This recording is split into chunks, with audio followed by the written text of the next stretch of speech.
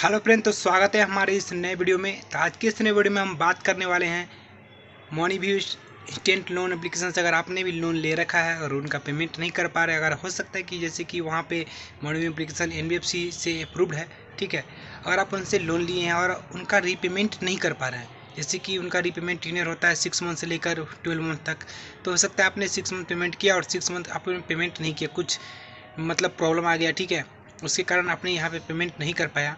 तो उसके बाद क्या आपके साथ होने वाला है, क्या सिविल प्रभाव पड़ेगा। मॉनीव्यू वाले बहुत टॉर्चर करते हैं, कॉल बार बार करते हैं, मैसेज करते हैं, ठीक है, और उनका अगर पेमेंट अगर आप 90 डेज तक नहीं करते हैं, मतलब 90 दिनों के अंदर तक नहीं करते हैं कोई भी रुका हुआ पेमेंट, ओवरड्यू पेमेंट, तो वो लोग NPA में डाल देते हैं। ये NPA होता क्या है, तो सारी जानकारी इस वीडियो में हम बताने वाले। पेमेंट कब तक आपको करना होगा, ठीक है, कब तक नहीं करेंगे तो क्या क्या पेनल्टी आप पर लगने वाले हैं, क्या NPA क्या होता है, नॉन परफॉर्मिंग एसेट अगर आपके ऊपर लग जाता है तो उसके बाद आपको यहाँ पे कहीं पे लोन मिलेगा या फिर नहीं मिलेगा, ये सारी जानकारी इस वीडियो में हम बताने वाले हैं। तो वीडियो को लास्ट तक जरूर देखिएगा, ठीक है, तो आपको अच्छे से समझ में आएगा।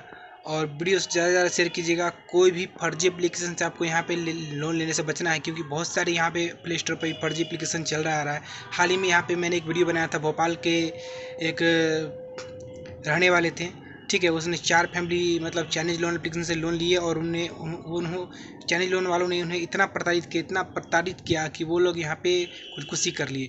इस प्रकार से आपको यहाँ पे कोई भी चाइनीज एप्लीकेशन से बचना है, ठीक है। और यहाँ पे जो है मॉनीव्यू एप्लीकेशन जो है 100% पेपरलेस है और ये NBFC अप्रूव्ड है, बहुत ही अच्छा एप्लीकेशन है, ठीक है। इससे अगर आप यहाँ पे लोन लेते हैं तो मैं तो कहूँगा इसे अच्छे से टाइम से पेमेंट कीजिएगा। अच्छे से टाइमली पेमेंट करते हैं अगर मॉनीव्यू एप्लीकेशन का, तो आपको हाइयर अमाउंट यहाँ पे देखने को मिल जाएगा। जैसे मान लीजिए अगर आपने अभी 10,000 का लोन लिया, हो सकता है अगर आपका इसका पेमेंट अगर आप टाइम टू टाइम करते हैं तो हो सकता है आपको 50,000 का भी लोन मिल सकता है और 1 लाख रुपये का भी लोन आपको यहाँ से मिल सकता है। तो बहुत ही बढ़िया एप्लीकेशन है, बहुत ही यहाँ पे अच्छा रेटिंग भी है प्ले स्टोर पे, आप जाके देख सकते हैं। इसका रीपेमेंट हो सकता है तो आप अच्छे से कीजिए, कोई भी प्रॉब्लम यहाँ पे नहीं होने वाली है।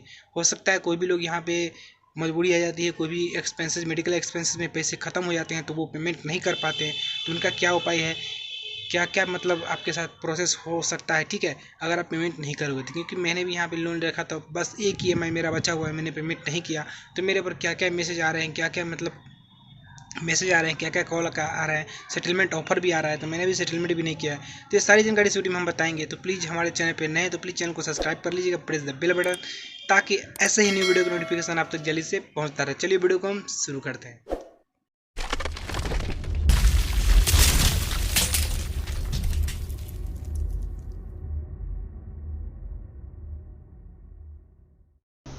तो जैसा कि आप यहाँ पे देख रहे हैं, मॉनीव्यू एप्लीकेशन की तरफ से मेरे पास यहाँ पे एक मैसेज आ गया व्हाट्सएप पे, ठीक है। Hello Prashant Kumar, in spite of multiple reminders your loan account is overdue for more than 19 days, मतलब 90 दिन यहाँ पे मेरा हो गया लोन अमाउंट ओवरड्यू का।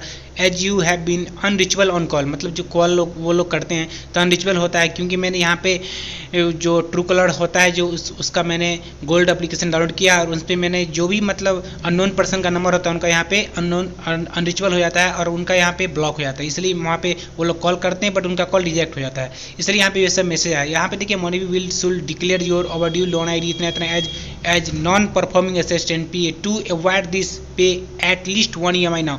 मेरा बट यहाँ पे 1 EMI ही बचा हुआ है, बट यहाँ पे कुछ प्रॉब्लम के कारण मैंने यहाँ पे 1 EMI अभी तक पेमेंट नहीं किया है। जैसे मेरे पास पैसे हो जाएंगे इनको हम पेमेंट कर देंगे। यहाँ पे देखिए मेल पर ही मैसेज यहाँ पे आया है, non performing asset NPA declaration warning loan ID इतना इतना EMI डिफॉल्ट नोटिस।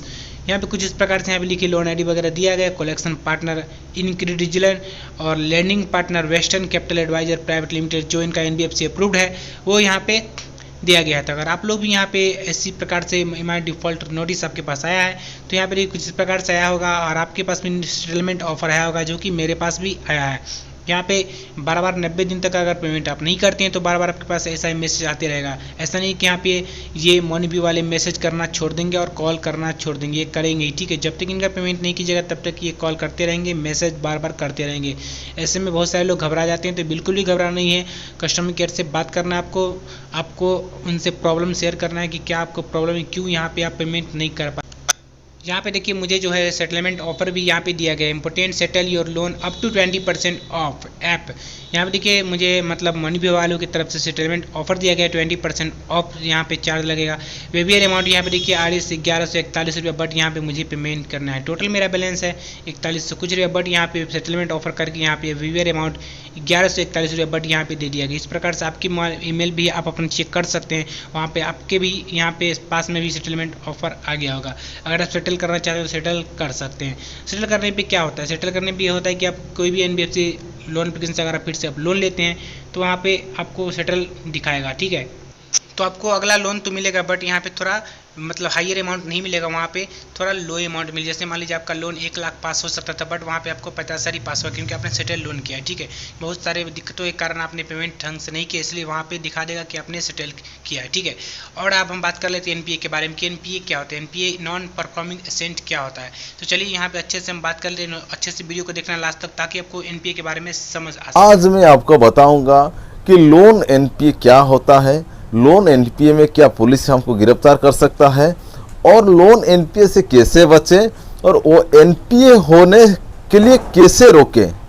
ज़्यादातर लोगों को पता नहीं होता है कि NPA हो जाता है, तो NPA होने से कैसे रोकें आज मैं आपको डिटेल बाय डिटेल बताऊंगा, ठीक है दोस्तों।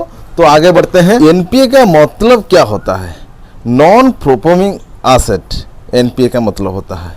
सेकेंड पॉइंट में हम लोग आते हैं, कैसे कहते हैं, कोई भी लोन कंटिन्यू 90 दिन तक EMI पेमेंट ना करने पर लोन NPA में कन्वर्ट हो जाता है। देखिए दोस्तों, मैं आपको बता देता हूँ कि आप कंटिन्यू कोई भी लोन हो, चाहे सिक्योर लोन हो अनसिक्योर लोन हो, कोई भी लोन हो, आप 90 दिन तक कंटिन्यू जीरो पेमेंट भी होता है, मतलब पूरा कुछ भी पेमेंट नहीं होता है वो अकाउंट पे, जो लोन अकाउंट है ट्रांजैक्शन नहीं होता है 90 दिन तक, तो वो NPA में कन्वर्ट हो जाता है, ठीक है दोस्तों। लोन पहले हम लोग जानेंगे कि लोन कितने प्रकार का होता है। जैसे कि आपको पहले मैं बताया कि सिक्योर लोन और अनसिक्योर लोन, दो टाइप का लोन होता है। तो सिक्योर लोन में क्या क्या आता है, जैसे कि home loan, gold loan, vehicle loan, mortgage loan, CC loan, ये सारे लोन आपका सिक्योर लोन में आता है। और अनसिक्योर लोन में आता है personal loan, education loan, credit card, मुद्रा लोन, कोई भी बिना कॉल लेटर वाला लोन, जैसे कि कोई भी गिरवी नहीं रखा होगा, जो भी लोन लिए होगा उसको बोला जाता है कि अनसिक्योर लोन। दोस्तों मैं आपको पहले बता देता हूं कि लोन का अलग अलग कार्रवाई होता है, जैसे कि दोनों लोन सिक्योर और अनसिक्योर का दोनों का अलग अलग आपका कार्रवाई होता है। जैसे कि 90 दिन का टाइम कवर हो जाता है, उसके बाद लोन कंपनी आपको एक लीगल नोटिस जारी करता है, ठीक है दोस्तों। जैसे आपका 90 दिन कंप्लीट हो गया, आपका नॉन पेमेंट नहीं कर रहे हैं, तो उसके बाद एक लीगल नोटिस आपका एड्रेस पे आता है, उसमें सारा चीज़ लिखा हुआ रहता है, ठीक है दोस्तों। फिर जो भी बैंक या लोन कंपनी हो, जो NBFC कंपनी है, नोटिस में ये बताता है कि आप और बैंक के बीच में जो एग्रीमेंट हुआ था, जो दोनों का बीच में जो एग्रीमेंट साइन करते लोन लेने का टाइम के, उसी टाइम में जो बताया जाता है कि आप पेमेंट नहीं करते हैं तो आपका लोन हम 90 दिन के बाद NPA में कन्वर्ट करते हैं। कि आपको जो लीगल नोटिस प्राप्त होगा बैंक चाहे NBFC कंपनी की तरफ से आएगा, उसमें सीधा लिखा होगा साफ साफ में आपको 60 दिन का टाइम दिया जा रहा है। पहले आपको 60 दिन का टाइम बैंक या NBFC कंपनी देगा, उसके भीतर पेमेंट आप कर देते हैं तो ठीक है, नहीं तो ये बताते हैं कि आप रिकवरी प्रोसेस हम शुरू करेंगे। आप 60 दिन तक पेमेंट नहीं करेंगे तो 60 दिन के बाद रिकवरी प्रोसेस शुरू करेंगे। अगर आप 60 दिन के भीतर पेमेंट कर देते हैं तब आपका लोन NPA सिस्टम से आगे नहीं बढ़ेगा, ठीक है दोस्तों। आप मान के चले आपको नोटिस आया और आप उसको पेमेंट कर दिए हैं, अगर आप पेमेंट जो आगे बढ़ने वाला था वो आगे नहीं बढ़ेगा, वहीं से रोक दिया जाएगा, ठीक है दोस्तों। फिर ये बताते हैं, अगर आप उस 60 दिन के भीतर लोन पेमेंट नहीं करते, मान के चले आपके पास समस्या है, कोई इशू है, नौकरी नहीं है, मेडिकल इशू है, आप पेमेंट नहीं कर पाता है, तो वो और एक नोटिस भेजेगा 60 दिन के बाद, फिर से आपको एक नोटिस भेजेगा। उसमें नोटिस में सीधा लिखा हुआ रहेगा कि हम आपको 60 दिन का समय दिया, आपने लोन अमाउंट को पेड नहीं किया, आगे अभी रिकवरी एक्शन अडॉप्ट कर रहे हैं। मतलब ये बताएगा आपको सीधा सीधा कि आपको 60 दिन का टाइम हम लोग दिया और 60 दिन का भीतर आप पेमेंट नहीं किया तो हम अभी ऑक्शन करने का, जो भी आप गिरवी रखा हुआ सामान होगा, ये सिक्योर लोन का बता रहा हूँ, अनसिक्योर लोन का नहीं, सिक्योर लोन का बता रहा हूँ। जो भी आप गिरवी रखा हुआ सामान उसको हम ऑक्शन करने का अडॉप्ट कर रहे हैं, ठीक है। ज़्यादातर सिक्योर लोन में आप जो भी डॉक्यूमेंट गिरवी रखे हैं उसका ऑक्शन या नीलामी करने का प्रोसेस किया जाता है। कि पहले मैं बता दिया आपको, जो आप गिरवी रखे हुए ज़मीन का पेपर हो, गोल्ड हो, जो भी है, जैसे कार हो गया, कार लोन लिए थे, तो सारे चीज़ जो भी है तो उनको ऑक्शन करने का प्रोसेस से आगे बढ़ेंगे, इसलिए उसमें बताया जाएगा। आपका प्रॉपर्टी लोन से ज़्यादा अमाउंट का नीलामी होता है तो बैंक लोन पेमेंट करने के बाद बचा हुआ अमाउंट आपको रिटर्न कर देता है, ठीक है दोस्तों, समझ में आया। तो ये बता रहा है कि आपका जो लोन अमाउंट, मान के चलिए आपका लोन अभी बाकी है 10 लाख रुपया, और आपका जो ज़मीन का कागज़ है, जो भी गोल्ड है, कार है, वो 12 लाख हो रहा है कि 13 लाख हो रहा है, तो उसको नीलामी होने के बाद आपको बचा हुआ जो अमाउंट है 2-3 लाख, उसको रिटर्न कर देगा। दूसरा पॉइंट में ये बता रहा है कि मान के चलिए आपका लोन 10 लाख का है और आपका जो गिरवी रखा सामान हुए वो 7 लाख हो रहा है, 8 लाख हो रहा है, तो आपको उसको नीलामी करने के बाद उस 7 लाख उनका पेमेंट होने के बाद जो भी 2 लाख, 3 लाख, 4 लाख जो भी बचेगा उसको आप फिर से पेमेंट करना पड़ेगा, ठीक है दोस्तों। और उसके लिए भी फिर से भी उनका रिकवरी प्रोसेस शुरू करता है, ठीक है दोस्तों। तरफ से आप लोग को ये राय है कि लोन को एनपीए ना होने दे, समझ में आ रहा है। तो एनपीए होने नहीं देना है, जब एनपीए होगा तब तो कार्रवाई होगा।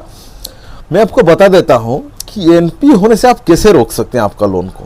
ज़्यादातर लोग को पता नहीं रहता है कि एनपीए हो जाता है, तो आप एनपीए होने से कैसे रोकेंगे।